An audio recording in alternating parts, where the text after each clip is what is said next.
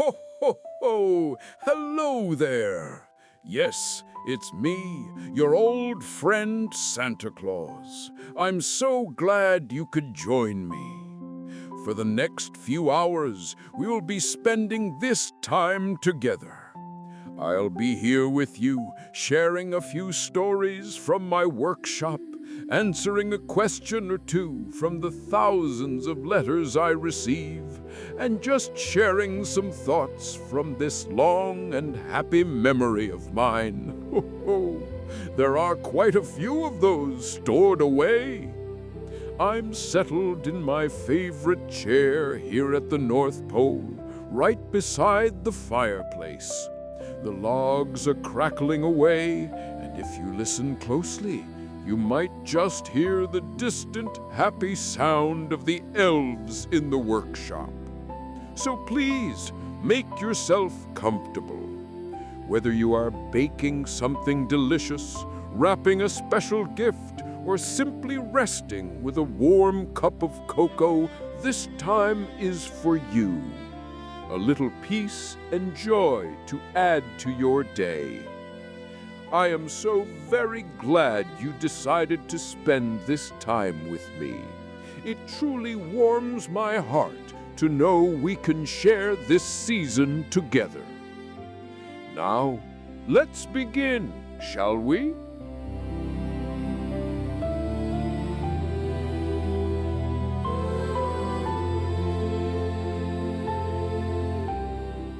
Ho, ho, ho!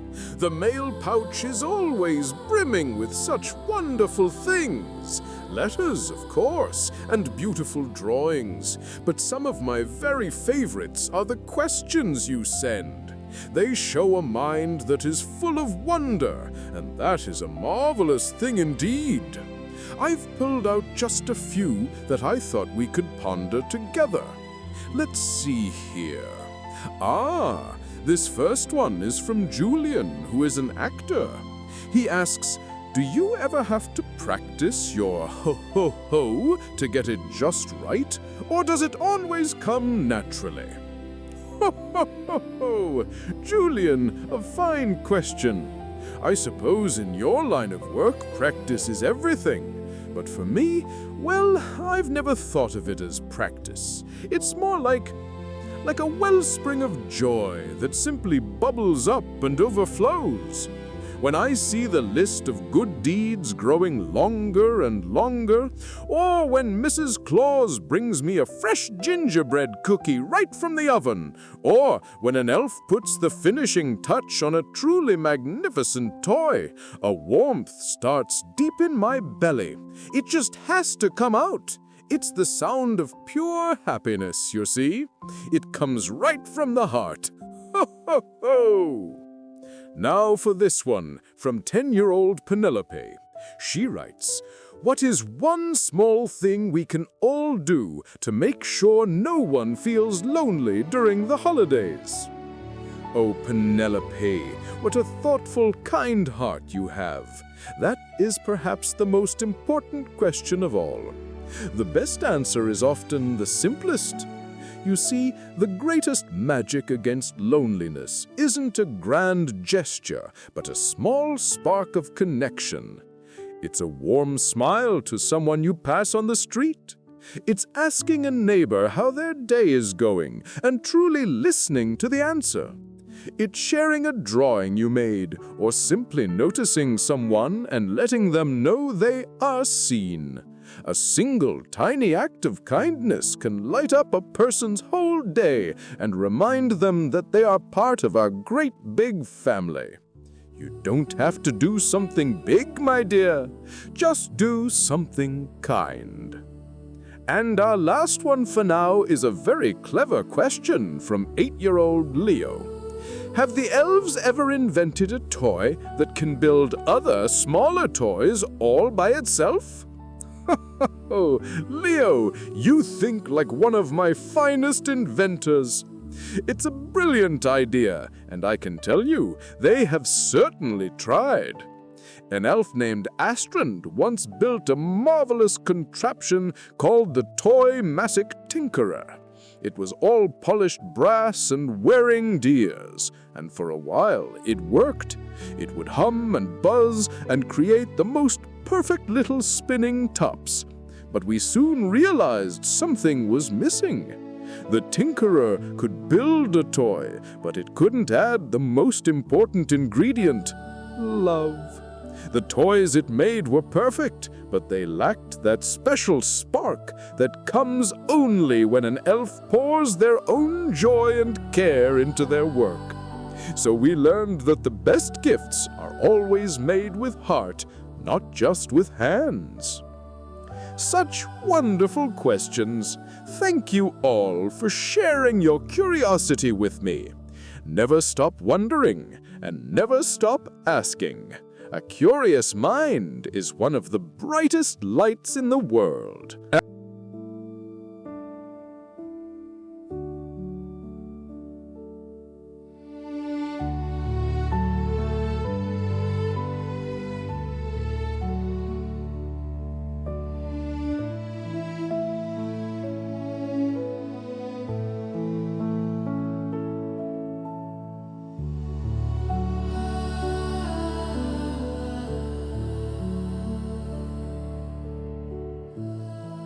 There's a wonderful sound we have up here at the North Pole.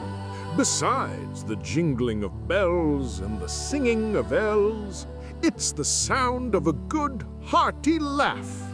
It can warm you up faster than a cup of cocoa. I've picked up a few little riddles over my travels, and I thought I might share one or two with you. All right, here's one for you. What is a snowman's favorite part of the school day? Snow and tell. It's quite true. The little snow children the elves build just love to show off their button noses and twig arms. Here's another that the reindeer always get a kick out of. What do I use to clean my sleigh? Comet, of course. He does a marvelous job, and he's always so very proud to help keep things shining bright for the big night. And one more for you. What is a reindeer's absolute favorite treat? A candy cane. They do love the peppermint, though I must admit they never ever turn down a good crunchy carrot. A simple bit of fun. You know, a good laugh is a gift in itself. It's a little spark of light and happiness that we can share with one another. And that is one of the most wonderful parts of this entire season. A shared smile can make all the difference.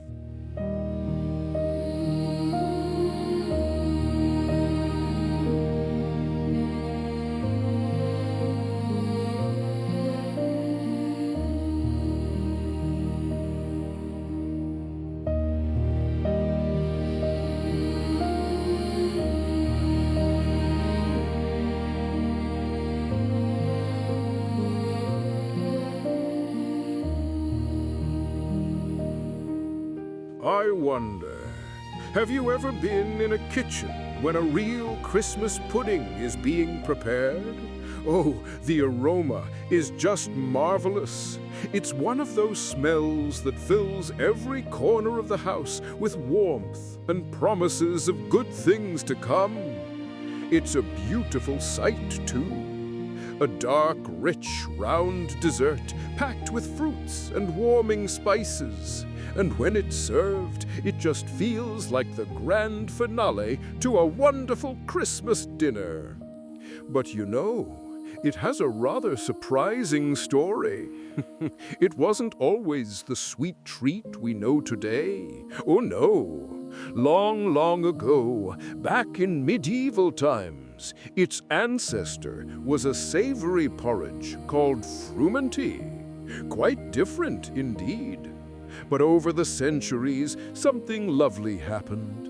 People started adding sweet things eggs, dried fruits, a little sugar, those wonderful spices from faraway lands. And slowly, kitchen by kitchen, year by year, it transformed into the pudding we now cherish. My favorite part of its history, I think, is the old custom of everyone in the family taking a turn to stir the mixture before it was cooked. And as they stirred, each person would make a silent wish.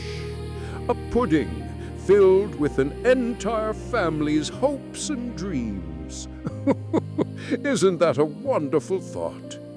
And really, that's what makes a tradition so special. It's not just about the food itself, but the love and the wishes that are stirred into it. It's about creating something together and sharing in the hope of a bright and happy future. A truly beautiful thing.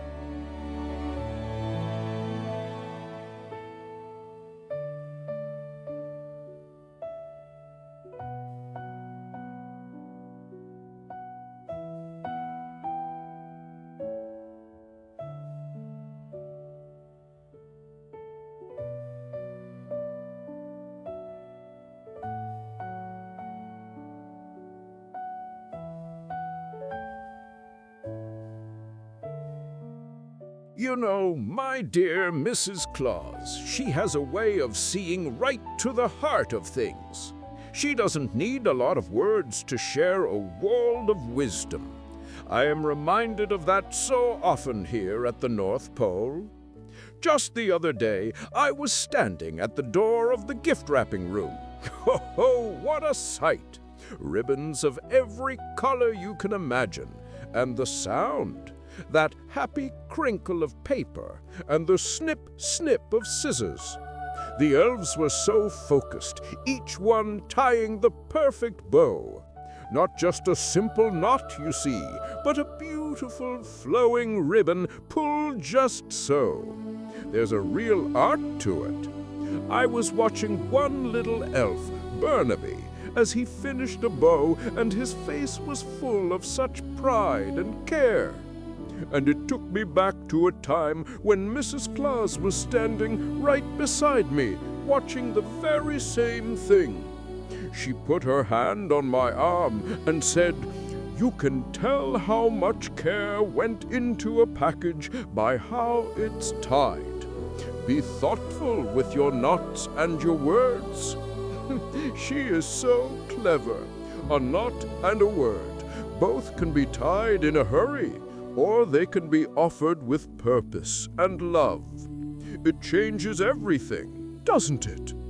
Her wisdom is woven into the very fabric of this place, into every ribbon and every stitch. We are all so very fortunate to have her light to guide us. Ho, ho, ho, so very fortunate indeed.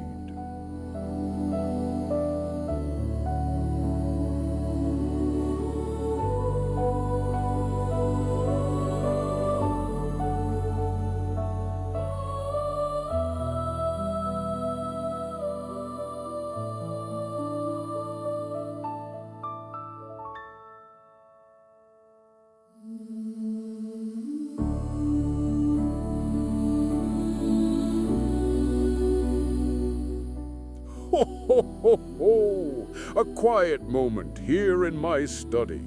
The elves are bustling, of course, but for a little while it is just me, this comfortable old chair, and my mail. Every letter is a little piece of hope, but now and then one arrives that makes me set down my cocoa and simply, well, it makes me think. Let me share one with you. It's from a very special girl named Sophie. She writes, "Dear Santa, my name is Sophie. I don't need any toys this year, so you can give mine to another child. My one and only Christmas wish is about my grandpa. He's in the city hospital right now, and we're not sure if he will be home for Christmas. He always tells me the best stories about reindeer who could talk and snowmen who loved to dance. But he's very tired now. So my wish is this. Could you please make an extra stop on your journey? Not to my house, but to his room. I think a story from you would be the best medicine in the whole world. That's all I want. Love, Sophie. Oh my. You see, the world is so full of wonders, but there is no magic quite as powerful as the love in a child's heart. Sophie's wish, it isn't for something she can hold in her hands. It is a wish for comfort, for joy, for another person. That is the purest kind of goodness. She knows that what truly matters, what truly heals, is the warmth we share with one another. Stories, memories, a hand to hold. These are the real treasures. They weigh nothing at all in my sleigh, but they are the heaviest things I carry in the best possible way. Sophie, my dear, thank you for your beautiful letter. Your love for your grandfather is a light that I can see all the way from here at the North Pole. And I assure you, it is a light that fills his room and warms his heart more than you could ever know. You keep that wonderful love shining. It is the greatest gift in the world. Ho, ho, ho! Yes, the very greatest gift.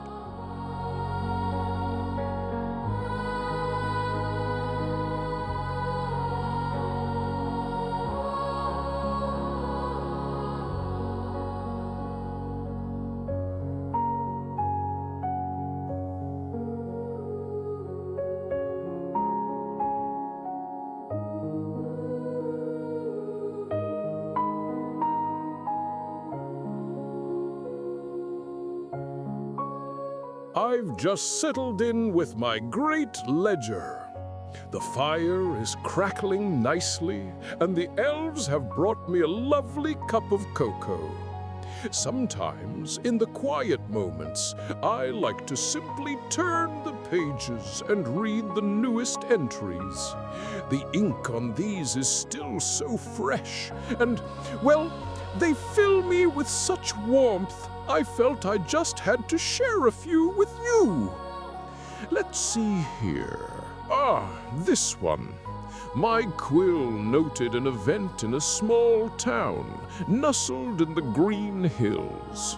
A powerful rain had come through and washed away the only road connecting the villages. A river of mud, really. But look, before anyone even had to ask, a group of young men and women appeared. They came with shovels, wheelbarrows, and strong backs. They worked all day, laughing and talking, rebuilding the road not for themselves, but for everyone. They didn't see it as a chore. They saw it as taking care of their home and of each other. That, you see, is the heart of it all, that simple, powerful idea that we are all in this together. Now, let's turn the page. Oh, this is a lovely one. On a quiet street in Argentina, there lives an older gentleman named Mateo. His entry isn't about moving earth or building bridges, but it's just as important. Every morning, he tends to the small flower garden in front of his building. He weeds, he waters, he speaks to the blooms. He knows that the bright splash of color brings a smile to every neighbor who passes by on their way to work or to school. He is planting joy, a small, beautiful act that ripples out and makes the whole world feel a little brighter. He may never know how many hurried mornings were made better, or how many heavy hearts were lifted just by the sight of one of his flowers. closing this old book for now, my heart feels quite full. From a mended road built by many hands to a single flower tended by one, kindness finds so many ways to bloom. It reminds me that the spirit of Christmas isn't just for one season. It's happening right now, all over the world, in these quiet, wonderful ways. It gives an old fellow like me such immense hope. It truly does.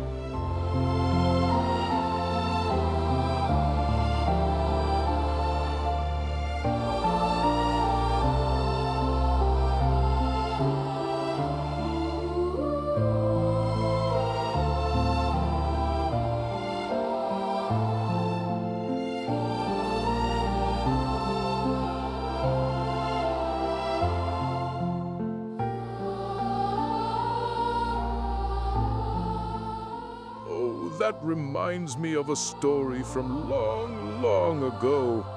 This was before my dear friend Rudolph and his bright shining nose ever led my sleigh. Would you like to hear it? I call this one Professor Hoot and the Compass of the Heart.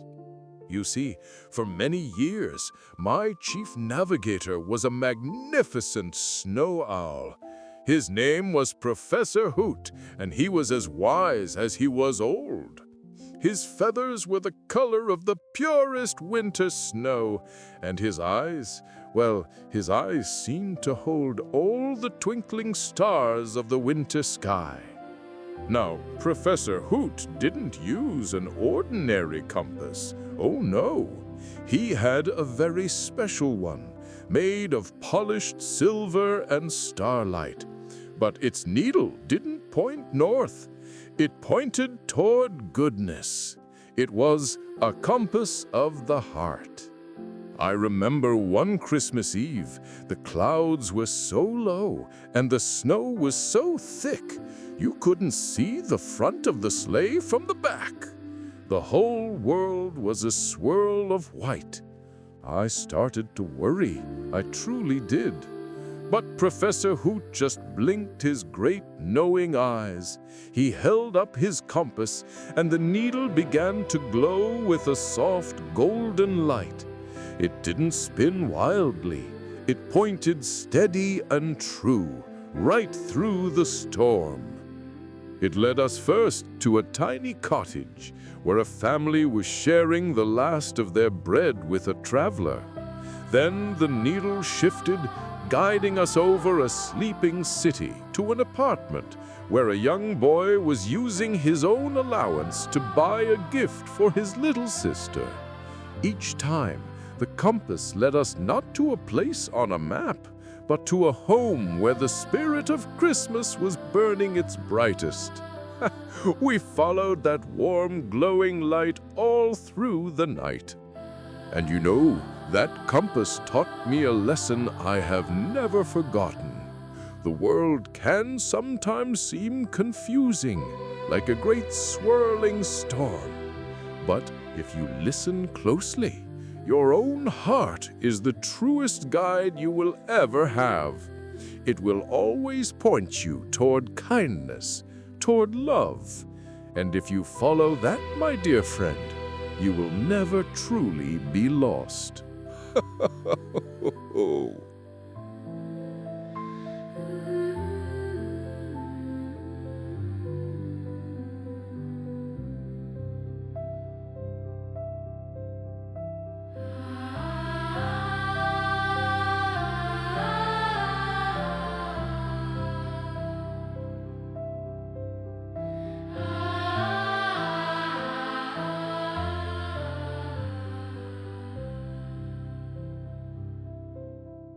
The fire is crackling so nicely, and I have a warm mug of cocoa right here beside me. It's the perfect time to look through some of the letters you've sent. My goodness, the questions you ask are always so wonderful. I've picked out just a few to share with you tonight. Let's see. This first one is from Medicine. She asks, what is one of your favorite traditions with the elves in the final hour before you take off for your big trip? That is a lovely question, Madison. You might imagine a great big noisy celebration, but it's actually just the opposite. In that final hour, after the last toy is polished and the sleigh is packed, all the workshop elves gather in the main square. Not a word is spoken. The air is still and filled with frost. Then our oldest elf, Barnaby, rings a single silver bell. Just once. The sound travels across the snow, a pure, clear note. It's our moment of shared quiet, a reminder of the peace and hope we are about to carry across the world. It calms my heart every single time. Here is a very thoughtful one from young Liam, who is 12. My teacher says listening is a skill. Why is it just as important to listen as it is to talk? Liam, your teacher is very wise indeed. Talking is like sending a ship out to sea. You are sending your thoughts out into the world. But listening is like opening your harbor to let all the ships of the world come in. When you truly listen, you receive so much more than just words. You receive feelings, ideas, and a little piece of someone else's heart. It is how we learn, how we show we care, and how we truly understand one another. It's the quiet magic that connects us all. And one more, from 7-year-old Zoe. She asks, is there a special compass that always points to the true North Pole? And if so, what is it made of? What a brilliant question, Zoe! Yes, there is such a compass, and I keep it right here in the sleigh. But it isn't made of brass or steel. It is crafted from a single perfect snowflake that never melts, and its needle is a tiny sliver of captured starlight. The funny thing is, it doesn't point north in the way you might think. It points to wherever the spirit of Christmas is strongest. It points toward kindness, toward generosity, and toward a hopeful heart. So you see, it always points home. Thank you all for such marvelous questions. Never stop being curious. It is the beginning of all wonderful things.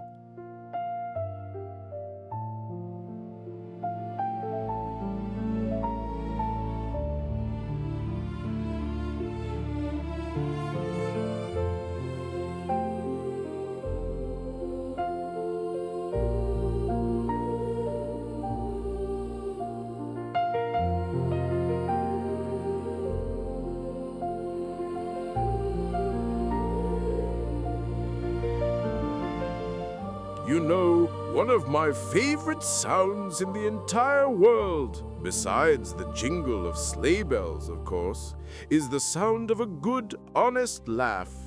It warms up a room faster than any fireplace. The elves have been sharing a few little riddles around the workshop lately, and they made me chuckle.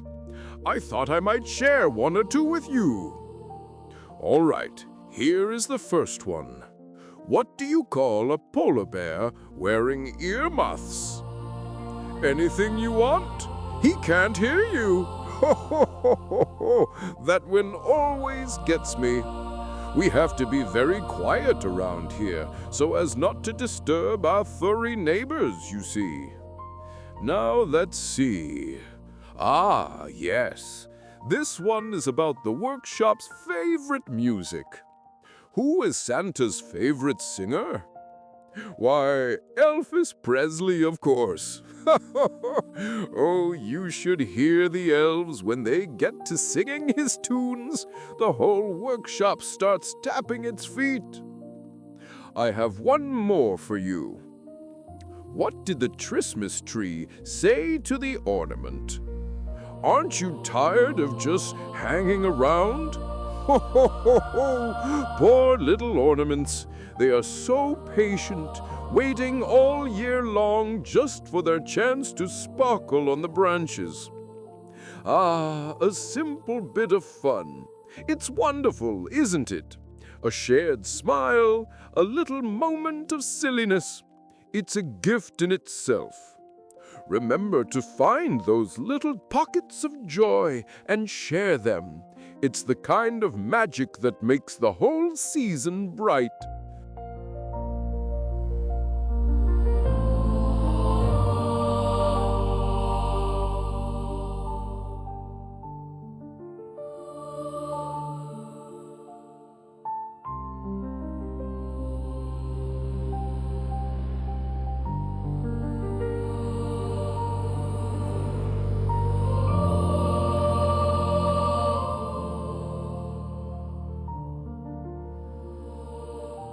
I wonder, have you ever held a cold, frosty mug of eggnog and thought to yourself, what is it about this drink that tastes so much like Christmas?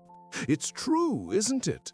That wonderfully creamy, sweet flavor with a little dusting of nutmeg or cinnamon right on top. It's a flavor that just seems to belong to this time of year, a taste of pure holiday comfort.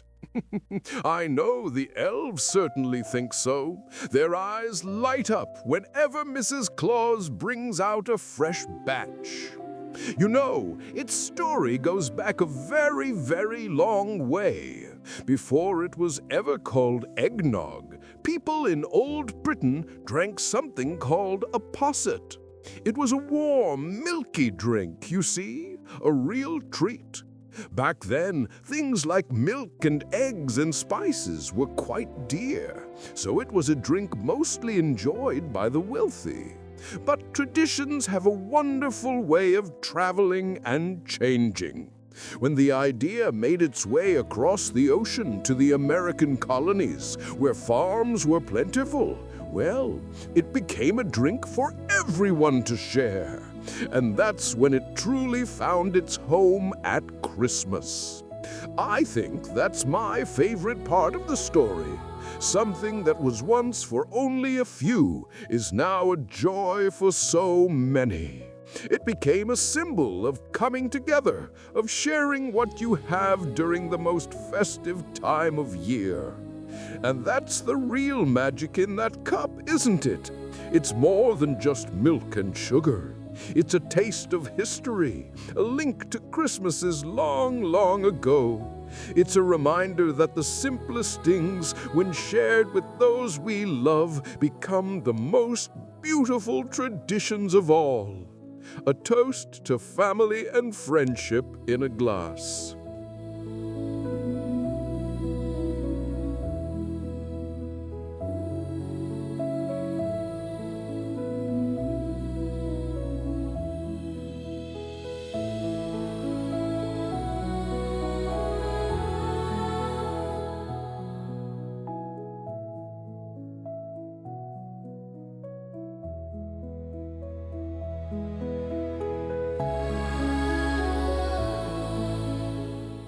Ho, ho, ho! You know, my dear Mrs. Claus has a way of seeing straight to the heart of things, especially when I get a little too focused on my lists and timetables. She is the steady, warm light of the North Pole, and she reminds us all what's truly important. I remember one afternoon, not so long ago, things in the workshop had become, well, a bit too quiet. The elves were working so diligently, their little brows furrowed in concentration. The usual cheerful humming had faded, replaced by a sort of tense, focused energy. Everything was getting done, mind you, but the joy had been misplaced somewhere under a pile of blueprints and wood shavings. Well, Mrs. Claus came in carrying her famous spiced cookies on a tray. She stood in the doorway for a moment, just watching. She didn't say a word about the schedules or the deadlines. She just smiled, that wonderful knowing smile of hers. She looked right at me, and then at all the serious little faces, and she said, "Laughter is the tinsel of the soul. Go on, decorate liberally." Isn't that just perfect? In that one moment, she reminded us all that while the work is important, the spirit in which we do it matters so much more. One of the elves started to giggle, then another, and soon the entire workshop was filled with a wonderful, sparkling sound. I am the luckiest man in the world. She reminds me that the best gifts are the ones you can't wrap in a box.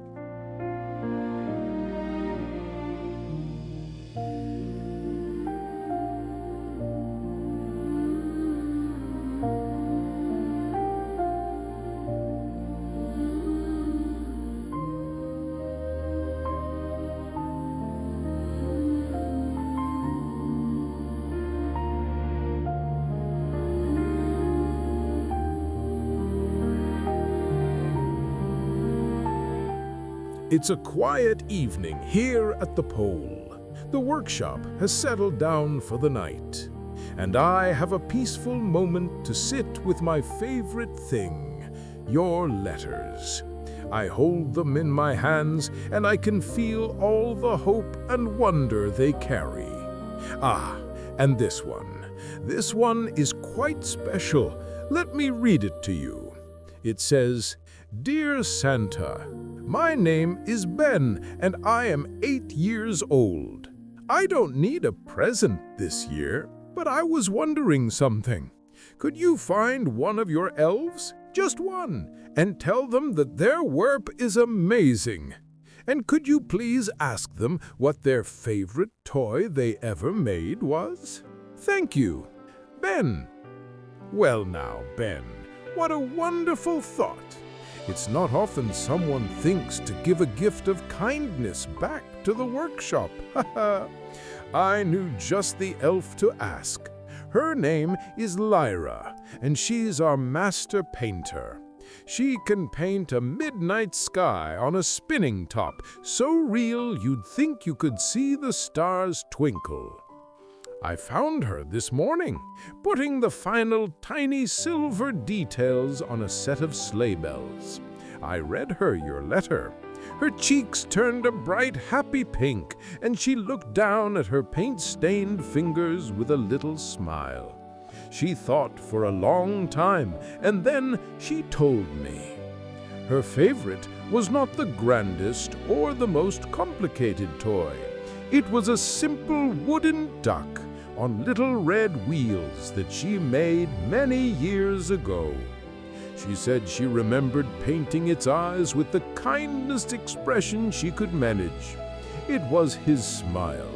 She said its smile was her favorite part because she knew that somewhere in the world a child would pull that little duck along, and that simple painted smile would bring them a real one.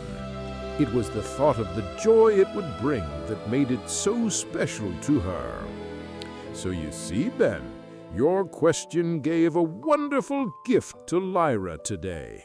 Keep asking those questions. That curiosity of yours, it is one of the brightest lights in the whole world. Ho, ho, ho!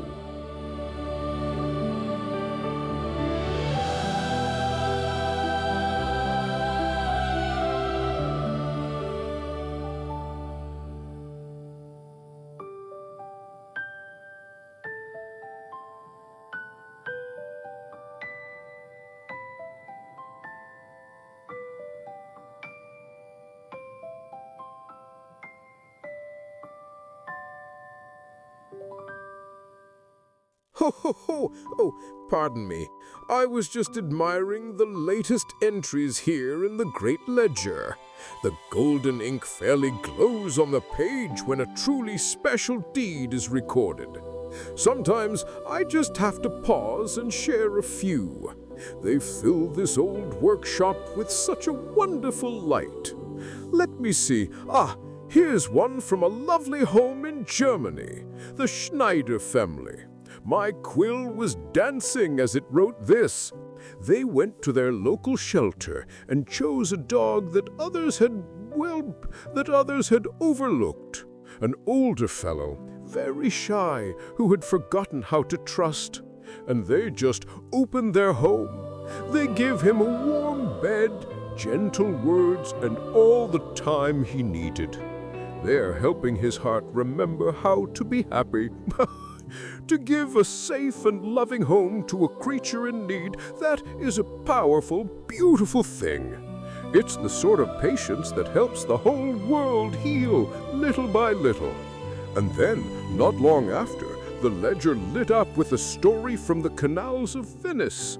A gondolier named Marco was poling his boat when he saw a small teddy bear tumble from the hands of a little girl and splash into the water.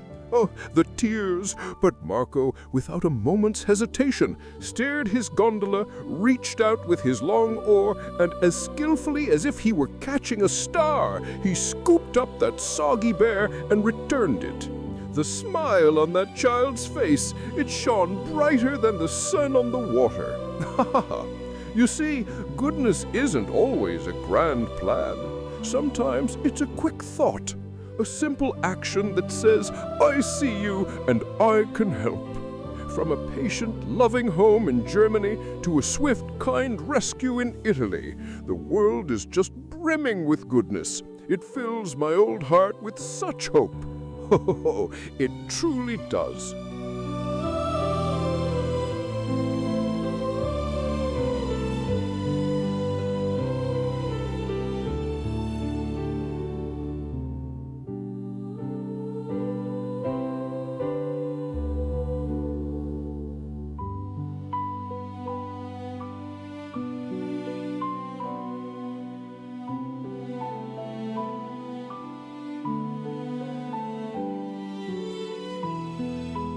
Oh, if you listen closely here at the North Pole, you'll hear more than just the tap-tap-tapping of elfin hammers. You'll hear music. The elves have a very special carol they hum as they work. It has no words, you see. It's made of pure joy and the care they put into every toy. It was our secret for the longest time. I'd like to tell you a story about it. It's a story I call The Tune That Drifted Away. For as long as anyone can remember, that little melody stayed right here with us, bouncing off the workshop rafters. But one year, a particularly mischievous gust of the north wind snuck through an open window. It swirled around the carving station, picked up the brightest notes of the tune, and, well, it carried them right out into the world. Ho ho! A tiny thief, that wind. The tune drifted south over frozen oceans and sleepy, snow-covered forests. With every mile, it grew fainter and fainter, until it was nothing more than a whisper on the air, searching for a place to land. Far from here, in a great city, a musician named Elias stood on a street corner. It was Christmas Eve, and his old violin case was nearly empty. The city was full of people, but Elias felt quite alone as they all hurried past. He sighed, a frosty puff in the chilly air, and thought about going home. But just then, a quiet little breeze curled around his ears, and on it he heard something. Just a few notes, so faint he thought he'd imagined them, but they were beautiful. He lifted his violin, and his bow touched the strings. He tried to find the notes he'd heard, and after a moment, there they were. The melody began to flow from his instrument, A song he'd never heard, but one his heart seemed to know. People began to stop. They didn't know the song, but it felt warm. It felt like home. It filled the cold street with a feeling of peace. And Elias, well, Elias wasn't lonely anymore. He was sharing the secret from the top of the world, connecting everyone there with a thread of pure Christmas magic. And that is the wonderful truth of it, isn't it? The best gifts I have are not always the ones I carry in my sleigh. Sometimes the spirit of Christmas is a melody that finds its way to the person who needs to hear it most. It reminds us that magic is always in the air. All we have to do is be still enough to listen.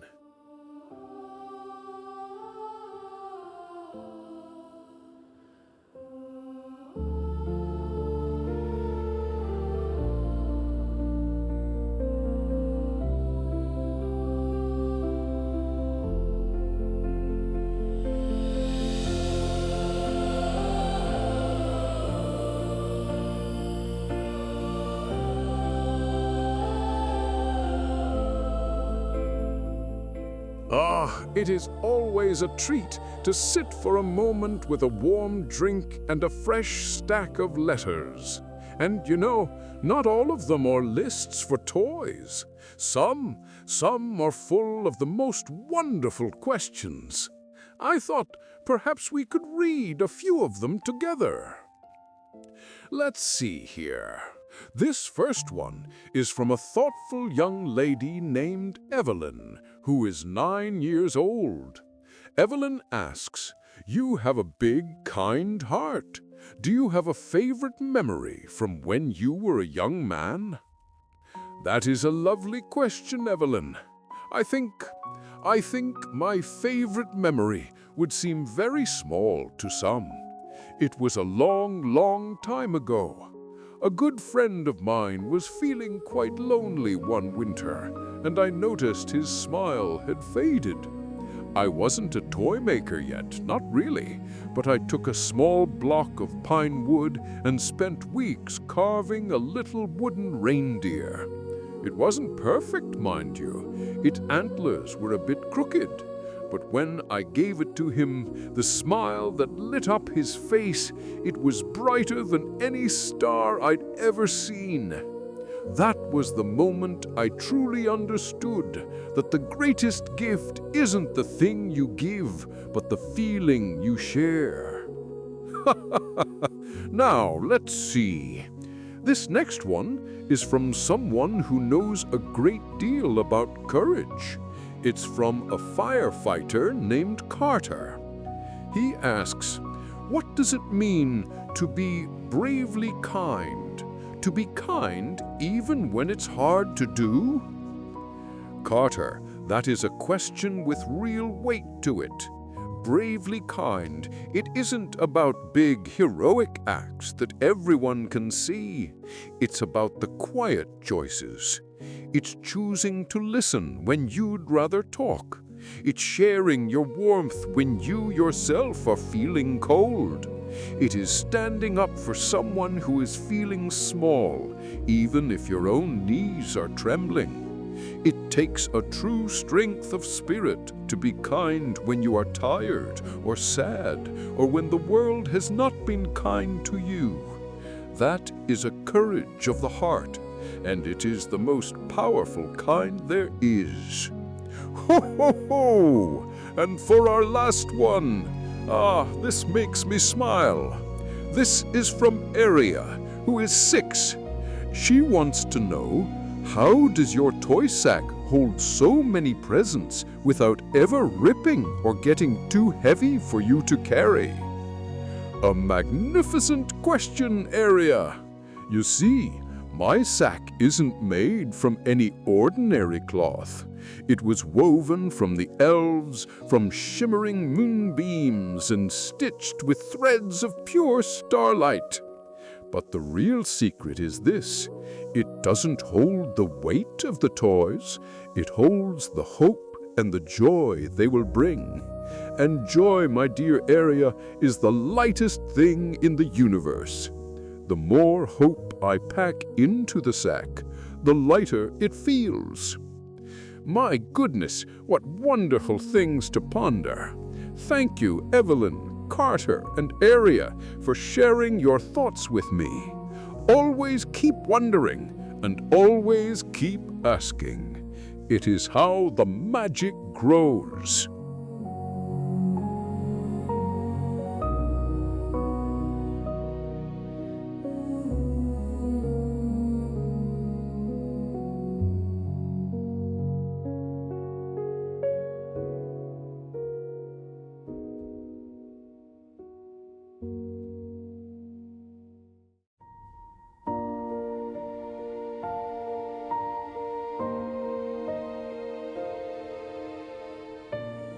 Ho, ho, ho! You know, every so often one of the elves will come up to me in the workshop with a twinkle in their eye, and I know they have a funny little riddle to share.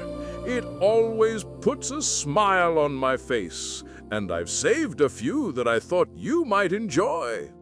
All right, here is the first one. Why was the little snowman crying? Because he was having a meltdown. Oh my, that one is a bit too true up here. We always remind our snow friends to stay a safe distance from the workshop fire. Here's another one for you. What do you get if you eat Christmas decorations? Tinselitis! Now that sounds quite sparkly, but I imagine it would be very uncomfortable. Tinsel is much better for the tree than for the tummy, I think. All right, just one more. This one made a few of the reindeer snort with laughter. How does a sheep say Merry Christmas? Feliz Navidad! That's a good one. It reminds me of the wonderfully warm sweaters Mrs. Claus knits for everyone. It's a marvelous thing, isn't it? A good, simple laugh. It's like a little spark that can brighten up the whole room. Sharing a bit of joy, a small moment of silliness. Well, that is one of the very best gifts of this season.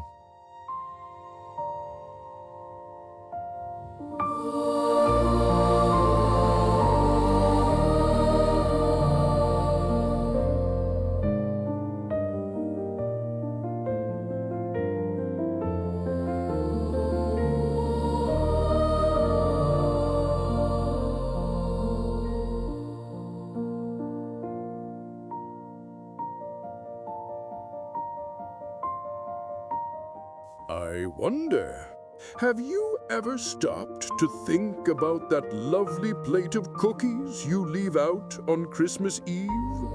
After a long night's journey through the winter sky, to come inside and see that little offering waiting for me, well, it warms my old heart more than the grandest fire. And oh, the notes! I read every single one. Of course, I never forget the reindeer. When I see a few carrots left alongside the cookies, I hear a happy little jingle from the sleigh bells outside.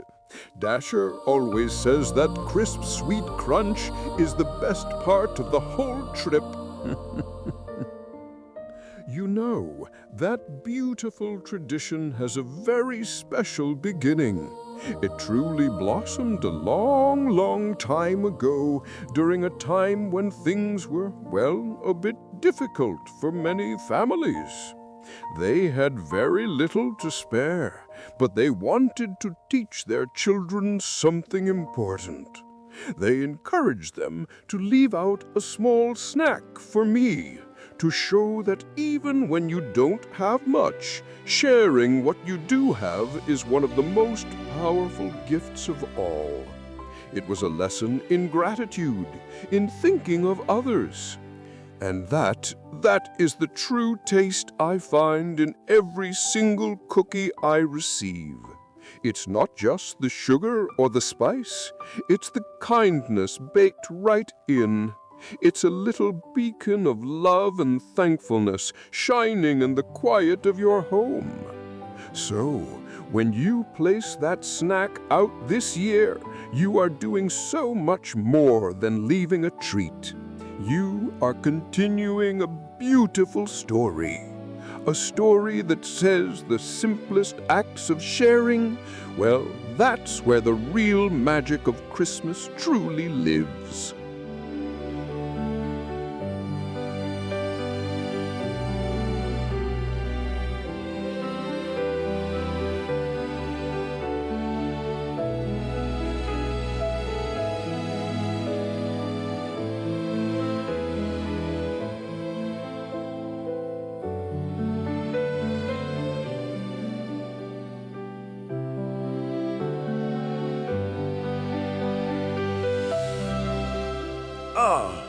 Mrs. Claus, she has a way of seeing right to the heart of things.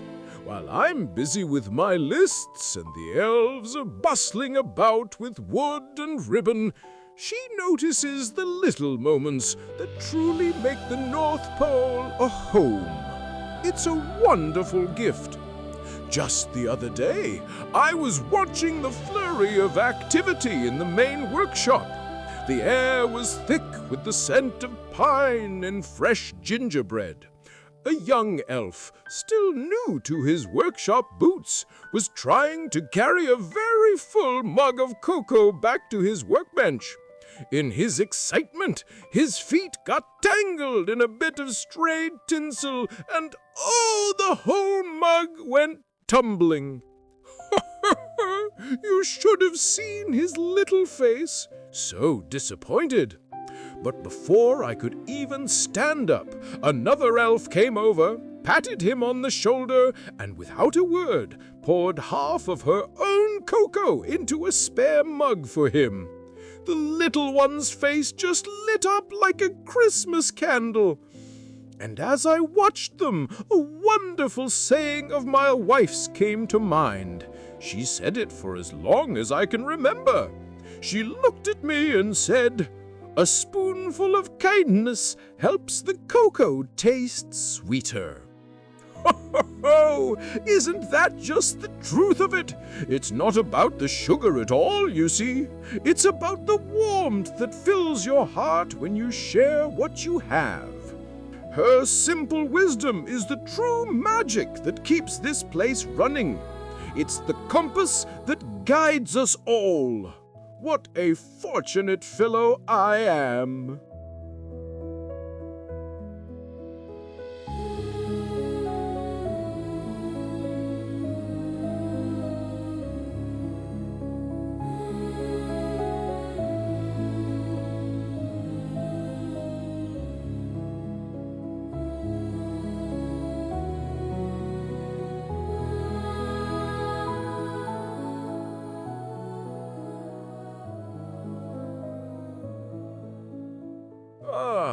Here's one. My goodness, the envelope itself is a work of art. It's covered in wonderful swirling colors, blues and greens and purples, all dancing together. It feels special even before I've opened it.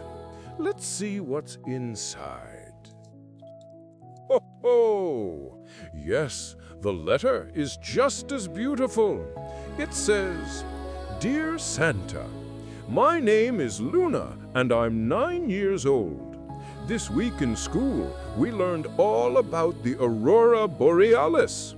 My teacher showed us pictures of the sky above the North Pole, and it looked like a painting made of light. She said the colors dance. I think that is the most magical thing I have ever heard of. My biggest wish in the whole world isn't for a toy this year. It's to see those colors in the sky for real. I was wondering, and it's okay if you can't, But could you maybe catch a little bit of that light in a jar for me? Just a little swirl. I would keep it on my nightstand and watch it dance before I go to sleep. Thank you for reading my letter. Love, Luna. Oh, Luna, what a beautiful wish. You know, I see those lights almost every night from my workshop window. The elves and I, we sometimes just stop what we're doing and we all go outside to watch them. They shimmer across the stars like a silent, wonderful song. Sometimes they're a soft green, like the first shoots of spring. Other nights they are a deep royal purple. They are never the same twice. You asked if I could catch a bit of that light in a jar for you. That is a lovely thought. But the secret to the northern lights is that they are too grand, too full of wonder to be held in any one place. They are a gift for the whole world to share. Their magic is in their freedom, in the way they fill the entire sky. Trying to put them in a jar would be like trying to bottle a laugh or catch a happy memory in a net. Some of the very best things in the world are the ones we can't hold in our hands, but must hold in our hearts instead. But I will tell you what I will do, Luna. On Christmas Eve, as I fly over your home, I will look up at the stars. And if the dancing lights are out that night, I will whisper your name to them. And I hope that one day you will see them for yourself. Until then, keep looking up. The sky is full of wonders waiting to be seen.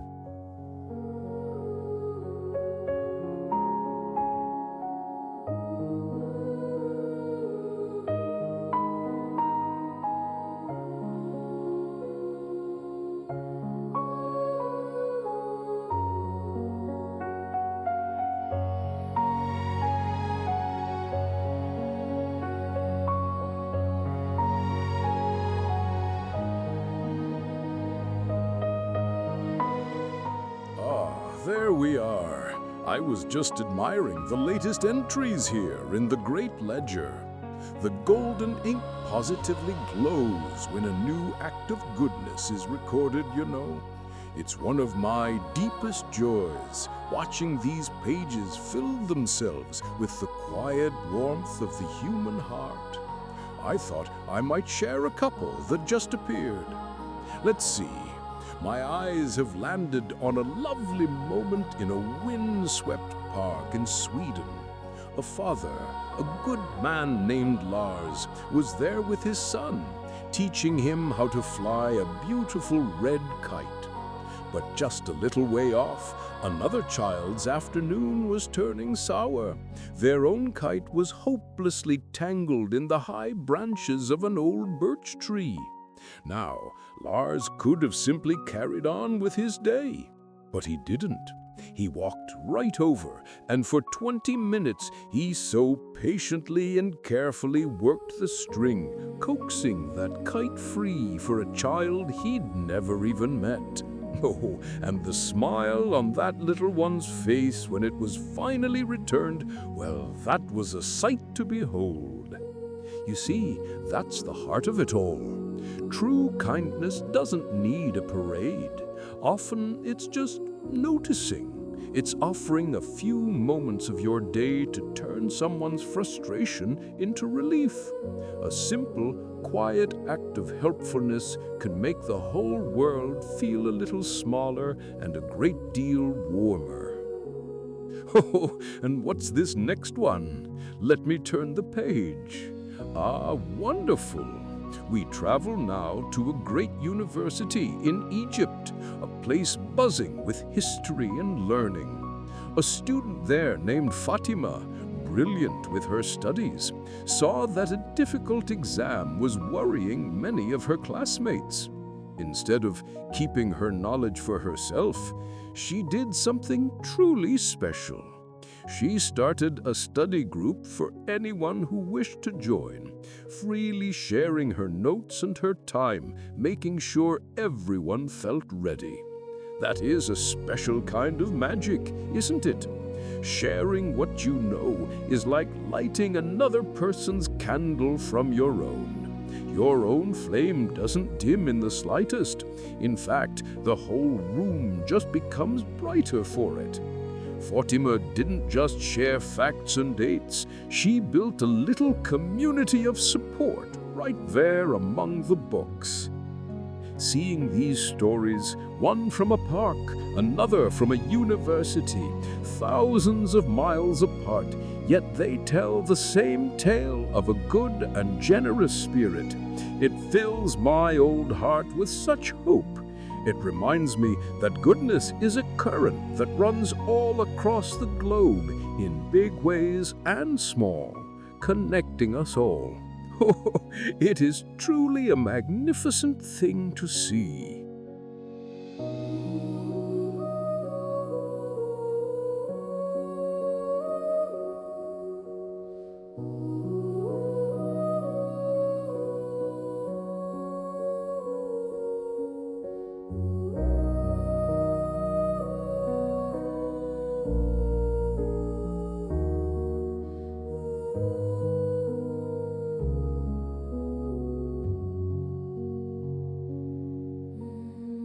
Ho, ho, ho! Oh, do you see the way the firelight dances on the baubles of our tree here? It reminds me of the countless lights I see all across the world on my Christmas Eve flight. But there is one light that shines brighter than any other, the one at the very top of the tree. It holds a very special secret. Perhaps you'd like to hear the story. It's called the Star of Wishes. You see, that beautiful star you place at the very top of your tree, it's more than just the final decoration. Oh, much more. From the moment it rests on that highest branch, it awakens. It becomes a wish catcher. All through the days leading up to Christmas, it silently listens. It feels the warmth of the home. When a child gazes at the tree, dreaming of a special toy, the star soaks up that hope like a little sponge of light. When a mother or father looks upon their sleeping family and quietly wishes for their health and happiness, the star shimmers just a little. It even collects the smallest wishes, a hope for a snowy morning, or the wish for a favorite carol to be sung. Each kind thought, each loving hope, every secret dream is gathered into the star. And then, on Christmas Eve, when the house is still and everyone is dreaming of the morning to come, the most wonderful thing happens. The star, now full to bursting with all the love and hope of the season, can no longer hold it all in. It begins to glow from within, releasing all that collected warmth, not as sound, but as a pure golden light. It shines out through the window, a beacon just for me. That light is my true map. It's a signal that no reindeer can miss. It cuts through any storm and shines brighter than any street lamp. It tells me, Santa, this home is filled with love. It guides my sleigh right to your rooftop. So, when you next look at the star on your tree, remember what it truly is. It's a little piece of magic that holds all the best parts of your family's heart. It's a beacon shining with all the good you've put into the world. And that, my dear friend, is the brightest and most beautiful light of all.